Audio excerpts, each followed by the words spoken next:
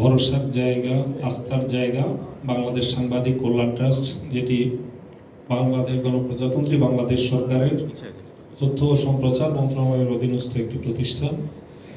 সেই প্রতিষ্ঠানের পক্ষ থেকে অসুস্থ, অসচ্ছল, দুর্দশাগ্রস্ত সাংবাদিক বন্ধু এবং যেসব সাংবাদিক বন্ধু আমাদের কাছ থেকে বিদায় নিয়েছেন তাদের পরিবারের জন্য যে সামান্য সহায়তার ব্যবস্থা করা হয়, তারই চেক বিতরণ অনুষ্ঠানে আজকের এই অনুষ্ঠানের মধ্যমণি প্রধান অতিথি গণপ্রজাতন্ত্রী বাংলাদেশ সরকারের সচিব তথ্য সম্প্রচার মন্ত্রণালয় জনাব মাহবুবা ফারজানা,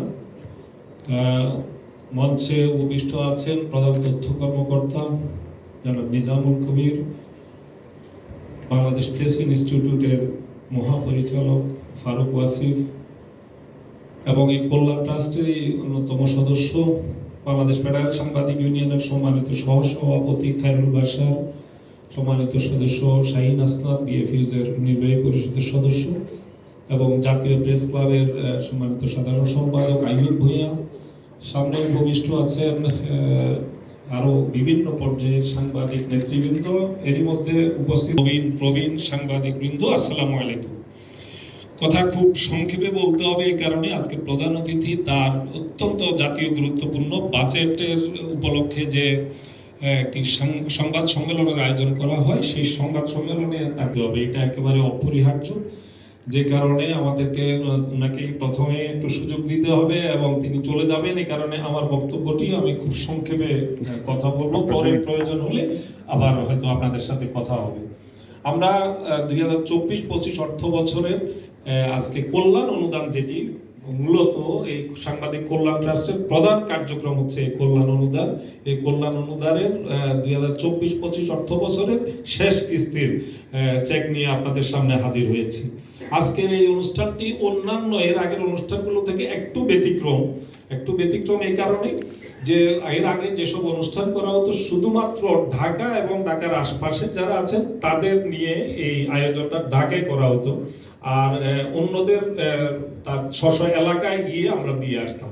এবারে যেহেতু ঈদটি আমাদের একদম দরজায় কড়া নাড়ছে, আপনাদের যাতে ঈদের সময়ে এই দুর্দশাগ্রস্ত সাংবাদিক বন্ধুদের আমাদের এই সহায়তাটি কাজে লাগে, সেখানে এই কারণে আমরা বাধ্য হয়ে অনেকটা সেই দূর দূরান্তের জেলাগুলো থেকেও আজকে আমরা আমন্ত্রণ জানিয়েছি আপনাদেরকে চেক গ্রহণের জন্য। এর মধ্যে সুদূর সেই পঞ্চগড়েরও আজকে এখানে আমন্ত্রিত হয়ে এসেছেন, কুষ্টিয়া থেকে শুরু করে এদিকে মানে পূর্ব, পশ্চিম, উত্তর, দক্ষিণের বিভিন্ন জেলা থেকে আজকে এখানে কষ্ট করে আপনারা উপস্থিত হয়েছেন। এই সকলের প্রতি সাংবাদিক কল্যাণ ট্রাস্টের পক্ষ থেকে আন্তরিক কৃতজ্ঞতা। আমাদের আজকের অনুষ্ঠানে আমরা 1,63,00,000 টাকার আমরা সহায়তা বিতরণ, চেক বিতরণ করব। এর মধ্যে 14 জন আছেন যাদেরকে আমরা হারিয়েছি, তাদের পরিবারের হাতে আমরা অনুদানের চেক আমরা তুলে দেব এখানকার নীতিমালা অনুযায়ী। আমি শুধু সংক্ষেপে আর বিস্তারিত না গিয়ে শুধু এটুকু বলে রাখতে চাই যে আমাদের কাছে আবেদনের সংখ্যা ছিল যা আমরা মঞ্জুর করতে পেরেছি তার দ্বিগুণ, কিন্তু আমাদের সামর্থ্য সীমিত। এই সীমিত সামর্থ্যের মধ্যে আমাদেরকে প্রায়োরিটি নির্ধারণ করতে হয়েছে। যারা অধিকতর অসুস্থ তাদেরটিকে আমাদের প্রায়োরিটি দিতে হয়েছে, যাদেরকে খুব বেশি অসহায় অবস্থায় আছেন এবং যারা মৃত্যুবরণ করে আমাদের কাছ থেকে চলে গেছেন, এইগুলোকে প্রায়োরিটি দিতে গিয়ে আমাদের অনেকগুলো আবেদন আমরা কিন্তু পেন্ডিং রাখতে হয়েছে। আপনারা যারা উপস্থিত হয়েছেন তারা অন্যদেরকে, যারা পায় নাই, যারা কষ্ট পাবেন যে আমাকে ডাকা হলো না, আমি পেলাম না, আমার আবেদন মঞ্জুর করা হয় নাই, আমি অনুগ্রহ করে আপনাদেরকে অনুরোধ করব আপনারা গিয়ে তাদেরকে বোঝাবেন 3টি কারণে আবেদন মঞ্জুর না হতে পারে। আমি সংক্ষেপে বলে দিচ্ছি। নাম্বার 1, আবেদনে ত্রুটি থাকলে, যদি আবেদনে কোনো ত্রুটি থাকে, এখানকার নীতিমালা অনুযায়ী যদি আবেদনটি সাবমিট করে না থাকেন তাহলে সেই আবেদনটি হয় পেন্ডিং আছে না হলে বাতিল হয়ে গেছে।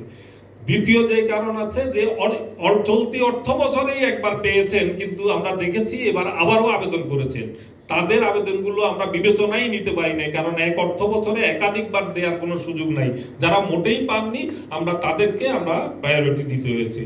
তৃতীয় হচ্ছে যারা গুরুতর অসুস্থ তাদেরকে আমরা অগ্রাধিকার দিতে গিয়ে আমাদের যে তহবিল, সেই তহবিল কভার করে নাই বলে আমাদেরকে অনেকগুলো আবেদন পেন্ডিং রাখতে হয়েছে।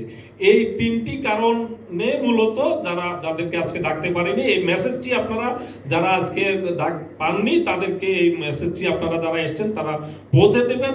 আগামীতে আমাদের আগামী অর্থ বছর ছাড়া আর কোনো আবেদন আমরা বিবেচনা করতে পারবো না। আগামী অর্থ বছরে যখন আমাদের বাজেট হাতে আসবে তখন আমরা যে আবেদনগুলো পেন্ডিং আছে সেগুলো আমরা বিবেচনা করব। আমি আপাতত আমার কথা এখানে শেষ করছি।